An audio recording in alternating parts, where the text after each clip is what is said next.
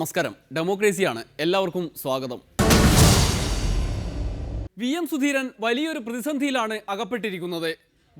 Bar എന്ന് പറഞ്ഞ് ജനങ്ങളെ കഷ്ടപ്പെട്ട് കൂടെ നിർത്തുന്നതിനിടെയാണ് ഉമ്മൻചാണ്ടിയും ചെന്നിത്തലയും സുധീരനെ ശരിപ്പെടുത്താൻ എന്താണ് വഴി എന്ന് ആലോചിച്ചത്. പണ്ട് വൈദ്യൻ ഇച്ഛിച്ച കഥ പറഞ്ഞതുപോലെ ഉമ്മൻചാണ്ടിയും ചെന്നിത്തലയും നോക്കി നിൽക്കെ സുധീരന് മേൽ തലങ്ങും വിലങ്ങും ആക്രമണവുമായി 2 രാഹുൽ ബ്രിഗേഡുകൾ അതാ വരുന്നു. ബാർ ലൈസൻസിന്റെ പേരിൽ VD സതീശനും KC വേണുഗോപാലിന്റെ പേരിൽ ഷാനിമോൾ ഉസ്മാനും. ഇമാതിരി സഖ്യങ്ങൾക്ക് മുന്നിൽ സുധീരൻ പതറുമോ? പതറുന്നുണ്ട് എന്ന് സംശയിച്ചാലും കുറ്റം പറയാൻ കഴിയില്ല. എന്തായാലും ബാർ മുതലാളിമാരുടെ ലോബിയിങ്ങിനും ഗൂഢാലോചനയ്ക്കും കീഴടങ്ങില്ല എന്നാണത്രേ സുധീരന്റെ നിലപാട്. വളരെ അതിശയോക്തിപരമായ ഒരുപാട് കാര്യങ്ങളാണ് ആ സഹോദരി അതിൽ പറഞ്ഞിട്ടുള്ളത്. ശ്രീ VM സുധീരൻ KPCCയുടെ അധ്യക്ഷനാണ്. ബഹുമാന്യനായ KPCC president Shri VM Sudheeran, ബഹുമാന്യനായ ഷാനിമോൾ ഉസ്മാന്, ഈ കൊച്ചു സഹോദരി ശ്രീ VM സുധീരൻ, ഈ 500 തോൽപ്പിക്കാൻ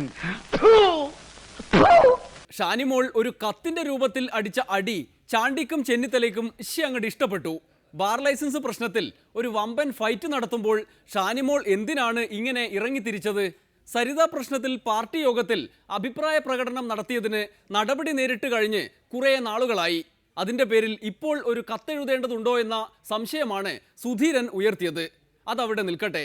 യഥാർത്ഥത്തിൽ KC വേണുഗോപാലിനെതിരെ ഷാനിമോൾ സംഹാര താണ്ഡവമാടിയ ആ യോഗത്തിൽ എന്താണ് സംഭവിച്ചത്? പ്രിയപ്പെട്ട ഷാനിമോളുടെ ഊഴം വന്നപ്പോൾ മറ്റെല്ലാവരേക്കാളും കൂടുതൽ സമയം അവരെടുത്ത് സംസാരിച്ചു. സംസാരത്തിൻ്റെ ഒരു ഘട്ടം വന്നപ്പോൾ ശ്രീ KC വേണുഗോപാലിനെ സരിതയുമായി ബന്ധപ്പെടുത്തി മറ്റാരും പറയാത്ത രീതിയിൽ ഒരു തെളിവുകളോ അടിസ്ഥാനമോ ഇല്ലാതെ ഒരു വ്യക്തി വിരോധം തീർക്കുന്ന രീതിയിൽ തന്നെ അഭിപ്രായ പ്രകടനം പറയാൻ തുടങ്ങി. എൻ്റെ പ്രിയപ്പെട്ട സഹോദരി,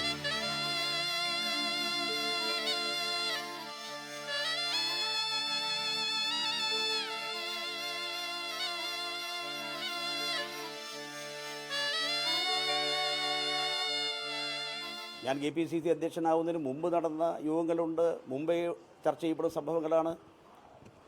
അന്നൊക്കെ വേണമെങ്കിൽ പരാതി കൊടുക്കാമായിരുന്നു, അല്ലെങ്കിൽ തെളിവുണ്ടെങ്കിൽ പരാതി എവിടെ കൊടുക്കുന്നതിലും തെറ്റില്ല. പക്ഷേ അടിസ്ഥാനമില്ലാതെ വേണുഗോപാലിൻ്റെ രാഷ്ട്രീയ എതിരാളികൾ പോലും പറയാൻ തയ്യാറാകാത്ത അത്ര തേജോവധം ചെയ്യുന്ന രീതിയിലുള്ള ഒരു പരാമർശനം വന്നപ്പോൾ സദസ്സിൽ നിന്ന് തന്നെ ശക്തമായ പ്രതിഷേധം ഉയർന്നു വരികയും യോഗാധ്യക്ഷൻ എന്നുള്ള നിലയിൽ അവരെ ഞാൻ വിലക്കിയാണ് ഉണ്ടായത്. ഇതിങ്ങനെ പാടില്ല.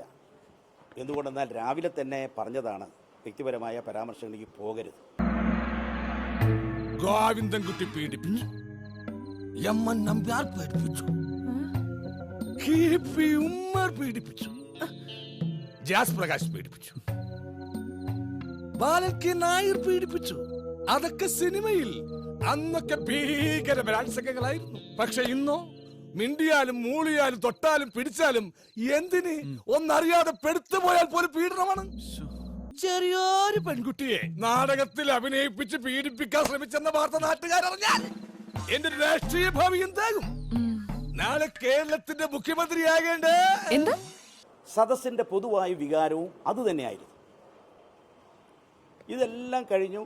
അവർ പിന്നെ സംസാരം തുടർന്നില്ല. അവരുടെ നിലപാടിനെ ആ യോഗത്തിൽ ആരും അംഗീകരിച്ചില്ലെന്ന് മാത്രമല്ല, പൊതുവെ പ്രകടമായ ഒരു വികാരം, അങ്ങനെ വ്യക്തിപരമായ ഒരു പരാമർശം, പ്രത്യേകിച്ചും ഒരു തെരഞ്ഞെടുപ്പ് കഴിഞ്ഞ പശ്ചാത്തലത്തിൽ, തെരഞ്ഞെടുപ്പിൽ രാഷ്ട്രീയ എതിരാളികൾ ആലപ്പുഴയിൽ രഹസ്യമായി പ്രചരിപ്പിച്ചതാണ്, പരസ്യമായിട്ട് അവരും പറഞ്ഞിട്ടില്ല. അങ്ങനെ പറയാത്തൊരു വിഷയം, അത് ഒരു വ്യക്തിവിരോധം തീർക്കുന്ന രീതിയിൽ ഇവിടെ പറയാനൊരു വേദിയായി KPCCയെ ദുരുപയോഗപ്പെടുത്തിയത്, KPCC വേദിയെ ദുരുപയോഗപ്പെടുത്തിയത് ശരിയായില്ല എന്ന പൊതുവികാരമാണ് അവിടെ ഉയർന്നു വന്നത്. ഇതേ തുടർന്നാണ് വൈകുന്നേരം സമ്മേളനം തീരുമ്പോൾ പ്രസിഡന്റിൻ്റെ കൺക്ലൂഡിംഗ് സ്പീച്ചിൽ, പ്രത്യേകിച്ചും അവിടെ സന്നിഹിതനായിരുന്ന, അതിനു മുമ്പ് തന്നെ ഷാനിമോളി പറയുന്ന സമയത്ത് ശ്രീ വേണുഗോപാൽ അതിന് മറുപടി കൊടുത്തു. ഈ 2 സന്ദർഭത്തിലും അവിടെ സന്നിഹിതനായിരുന്ന ബഹുമാനപ്പെട്ട മുഖ്യമന്ത്രിയും ബഹുമാനപ്പെട്ട ആഭ്യന്തരമന്ത്രിയും മറ്റ് നേതാക്കളും എല്ലാവരുമായിട്ട് ആലോചിച്ചിരുന്നു. അവർ സംസാരിച്ച് അവരും പറഞ്ഞു അത് ശരിയായില്ല. ഷാനിമോളുടെ ആ തരത്തിലുള്ളൊരു പരാമർശനം ഷാനിമോളിൽ നിന്നും ആരും പ്രതീക്ഷിക്കുന്നതല്ല. വളരെ തെറ്റായിട്ടുള്ള സമീപനമാണ് ഉണ്ടായത്. അതുകൊണ്ട് കൺക്ലൂഡിങ് വേളയിൽ ഇത് വ്യക്തമാക്കി അവരെ താക്കീത് ചെയ്യുന്നത് ആവശ്യമാണ്. ഇതുകൊണ്ടൊന്നും തീരാൻ പോകുന്നില്ല. എന്നാൽ ഷാനിമോൾ VM സുധീരനെ നോക്കി വച്ചിട്ട് കുറച്ച് കാലമായത്രേ. ലോക്സഭാ തെരഞ്ഞെടുപ്പിൽ സീറ്റു കിട്ടാത്തതിന്റെ ചുരുക്കാണ് എന്ന് സുധീരൻ പറയും. എന്നാൽ സീറ്റിനപ്പുറം ഏകാധിപത്യവും സ്ത്രീവിരുദ്ധതയുമാണ് സുധീരന്റെ ഉള്ളിൽ എന്നതാണ് ഷാനിമോളുടെ നിലപാട്. എനിക്കെതിരെ അപകീർത്തിപരമായിട്ടുള്ള അപമാനകരമായിട്ടുള്ള അങ്ങനെ ഒരു കാര്യം ഇതേവരെ ആരും പറഞ്ഞു, അവരല്ലാതെ ആരും പറഞ്ഞിട്ടില്ല. പിന്നെ അങ്ങനെ ഒരാളെപ്പോലും അവഹേളിക്കുക എന്നുള്ളത് നമ്മുടെ ജീവിതത്തിൽ ഉണ്ടായിട്ടില്ല. കാര്യങ്ങൾ പറയുക, സംസാരിക്കുക എന്നല്ലാതെ വളരെ തെറ്റായിട്ടുള്ള ഒരു ഒരു ഒരു ഒരു കാര്യമാണ് അവർ പറയുന്നത്.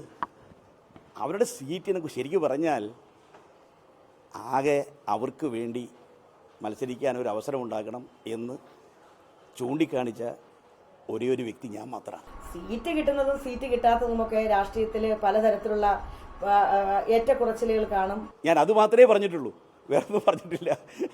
കാരണം അവർക്കെന്തോ തെറ്റിദ്ധാരണ ഉണ്ടായിരുന്നു തോന്നുന്നു. അവരുടെ പേര് ഒരുപാട് പേര് പറയുന്നു, ഡൽഹിയിൽ നിന്ന് പേര് വരും എന്നൊക്കെ തെറ്റിദ്ധാരണ അവർക്ക് ഉണ്ടാകുന്നു തോന്നുന്നു. സ്വാഭാവികമായും രാഷ്ട്രീയ പ്രവർത്തകർക്ക് ഒരു ഉന്നം വെച്ചുകൊണ്ട് രാഷ്ട്രീയ പ്രവർത്തന രംഗത്ത് നിൽക്കാൻ കഴിയില്ല. അതുകൂടെ കണക്കിലെടുത്തുകൊണ്ട് ഈ ഒരു പ്രചരണം, കാരണം ഈ സീറ്റ് കിട്ടാത്ത അന്ന് മുതൽ അവരതിൽ വിമർശിക്കുന്നത് എന്നെ മാത്രമാണ്.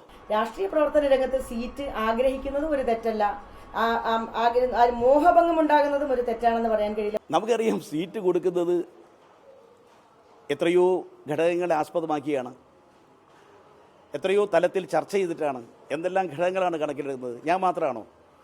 പക്ഷേ എൻ്റെ ഒരു സങ്കടം, ആകെ ഈ പ്രധാനപ്പെട്ട ഉത്തരവാദപ്പെട്ട ചർച്ചയിൽ ഡൽഹിയിൽ ഇവരുടെ പേര് പരാമർശിച്ചത് ഞാൻ മാത്രമാണ്.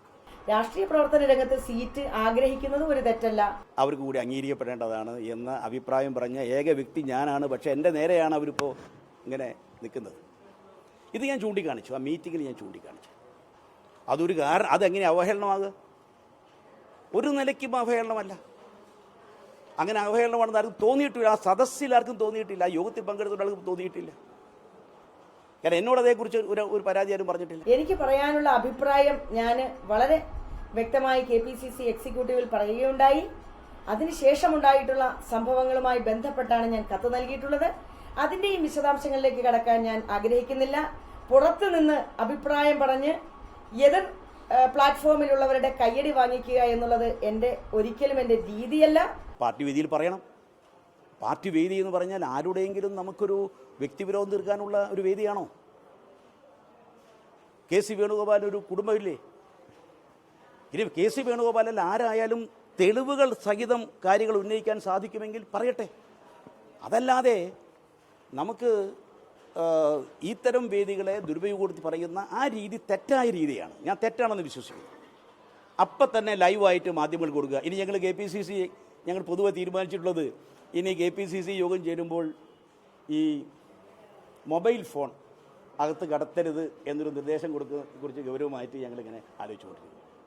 കാരണം ലൈവ് കൊടുക്കുക എന്ന് പറയുന്നത് അത് ഇപ്പോൾ സാധാരണ രീതിയിൽ ചില കാര്യങ്ങളൊക്കെ വരുന്നതിലും നമുക്ക് തെറ്റ് പറയാൻ പറ്റില്ല. പക്ഷേ ഇങ്ങനെയുള്ള കാര്യം ഒരാളുടെ ജീവിതത്തെ ബാധിക്കുന്ന, അവരുടെ കുടുംബത്തെ ബാധിക്കുന്ന അത്തരം പ്രശ്നങ്ങളൊക്കെ വന്ന ഒരു സഹപ്രവർത്തകനെ എന്തെങ്കിലും വിരോധം വെച്ചുകൊണ്ട് ഇപ്പോൾ അവർക്ക് സീറ്റ് കിട്ടാത്തതിന് വേണുഗോപാലിന് എന്ത് വഴി ചെയ്യണം?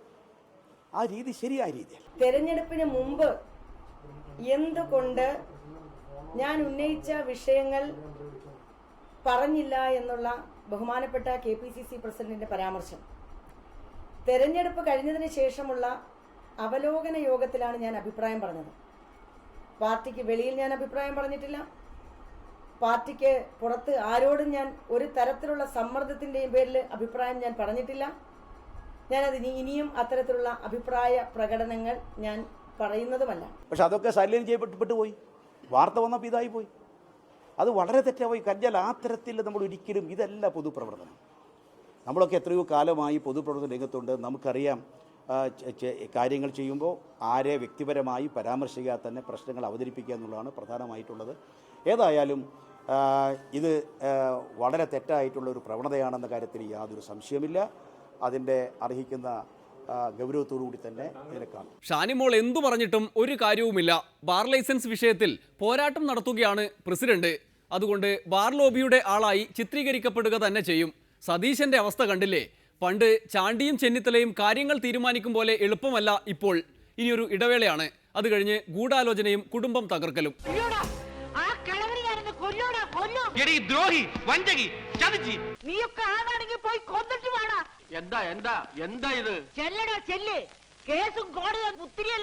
ഇതുകൊണ്ടൊന്നും തീരാൻ പോകുന്നില്ല. എൻ്റെ പ്രിയപ്പെട്ട സഹോദരി KPCC എക്സിക്യൂട്ടീവ് ഉന്നയിച്ചത് അത് എന്നെ മാനസികമായി വളരെ വേദനിപ്പിച്ചു.